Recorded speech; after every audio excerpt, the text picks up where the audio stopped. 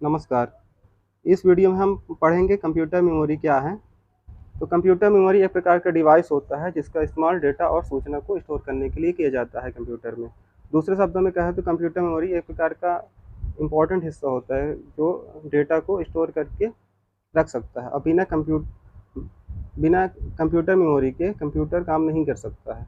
जिस प्रकार से मनुष्य डेटा और सूचना को स्टोर करने के लिए अपने दिमाग का इस्तेमाल करता है, उसी तरह से कंप्यूटर जो है तो मेमोरी का यूज करता है अपनी डेटा और इंफॉर्मेशन को स्टोर करने के लिए।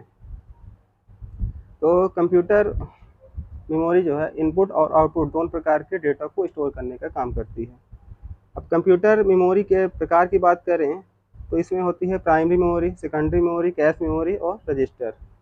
प्राइमरी मेमोरी क्या होती है? ये मेन मेमोरी होती है जो कंप्यूटर में डेटा और सूचना को स्टोर करती है। इस मेमोरी की जो स्टोरेज क्षमता होती है वो लिमिटेड रहती है, जिसके कारण यह बहुत कम मात्रा में डेटा को स्टोर करती है और इसकी क्षमता की बात करें तो लगभग 4 जीबी के आसपास रहती है। प्राइमरी मेमोरी जो है तो वोलेटाइल और नॉन वोलेटाइल दोनों प्रकार की हो सकती है। वोलेटाइल मेमोरी वह मेमोरी होती है जो कंप्यूटर के ऑन रहने पर डेटा को सेव करती है और कंप्यूटर के ऑफ होने पर डेटा को डिलीट कर देती है। और नॉन वोलेटाइल मेमोरी जो है तो डेटा को हमेशा के लिए स्टोर करती है। तो ये एक प्रकार से परमानेंट मेमोरी होती है। अब दूसरी बात करें प्राइमरी मेमोरी के प्रकार, तो इसमें फर्स्ट आता है रैम। रैम होता है रैंडम एक्सेस मेमोरी। तो ये एक प्रकार से नॉन वोलेटाइल मेमोरी हो गई, जिसमें कि हम डेटा लॉस हो जाएगा यदि कंप्यूटर हमारा ऑफ कर देते हैं तो। दूसरा होता है, यदि दूसरे बात रैम, रैम दो प्रकार के होते हैं, जैसे स्टैटिक रैम हो गए और डायनेमिक रैम। तो टाइप ऑफ रैम में अब दूसरा होती है मेमोरी रोम। प्राइमरी मेमोरी में जो दूसरी मेमोरी होती है वो है रोम। तो रोम का पूरा नाम जो होता है तो रीड ओनली मेमोरी होती है। यह एक नॉन वोलेटाइल मेमोरी होती है, मतलब परमानेंट टाइप मेमोरी होती है और ये डेटा को हमेशा के लिए स्टोर करके रखती है।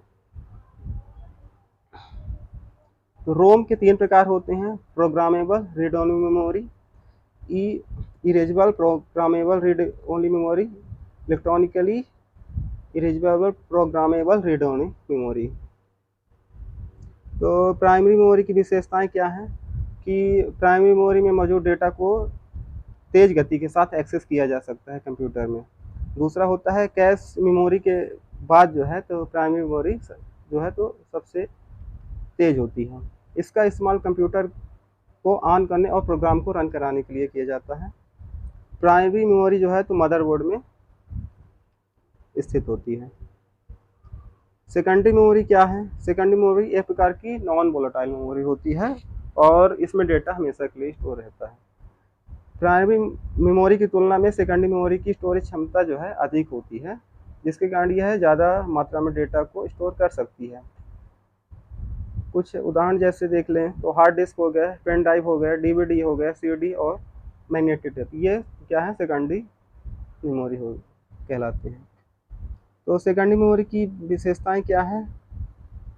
यह इसकी जो स्टोरेज क्षमता होती है तो सबसे अधिक होती है और मतलब इसमें पावर कट होने पर भी डेटा डिलीट नहीं होता है, लेकिन इसकी जो स्पीड होती है वो स्लो होती है कंपेयर टू प्राइमरी मेमोरी की। और इस मेमोरी को जो है तो एक कंप्यूटर से दूसरे कंप्यूटर में हम इजीली ट्रांसफ़र कर सकते हैं, जबकि प्राइमरी मेमोरी में वो चीज़ आसानी से पॉसिबल नहीं है। इस मेमोरी को सीपीयू के द्वारा सीधे एक्सेस नहीं किया जा सकता है, जबकि प्राइमरी मेमोरी को हम डायरेक्टली सीपीयू के द्वारा एक्सेस कर सकते हैं। अब तीसरी होती है कैश मेमोरी। कैश मेमोरी जो है तो ये प्राइमरी मेमोरी से भी फास्ट होती है और सीपीयू के साथ जो है ना तो जोड़ के जो है तो स्पीड और उसके परफॉर्मेंस को बढ़ाने का काम करती है। कैश मेमोरी एक हाई स्पीड मेमोरी होती है और कैश मेमोरी की विशेषताओं की बात करें तो क्या हो सकता है? कैश मेमोरी जो है तो एक प्राइमरी मेमोरी से भी फास्ट होती है, पहली विशेषता। दूसरा उसमें क्या होता है कि ये नॉन वोलेटाइल मेमोरी होती है, मतलब इसमें डेटा हमेशा के लिए स्टोर नहीं रहता है। यह बहुत कम मात्रा में डेटा को स्टोर कर पाती है और इसकी कीमत बहुत ज़्यादा होती है, थोड़ा सा एक्सपेंसिव रहती है कंपेरेटिवली प्राइमरी मेमोरी से। अब रजिस्टर की बात करें तो ये मेमोरी की सबसे छोटी यूनिट होती है जो काफ़ी तेज़ होती है, मतलब प्राइमरी मेमोरी से या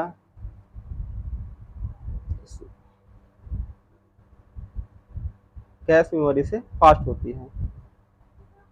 रजिस्टर का उपयोग सीपीयू के द्वारा बहुत सारे कार्यों को पूरा करने के लिए किया जाता है।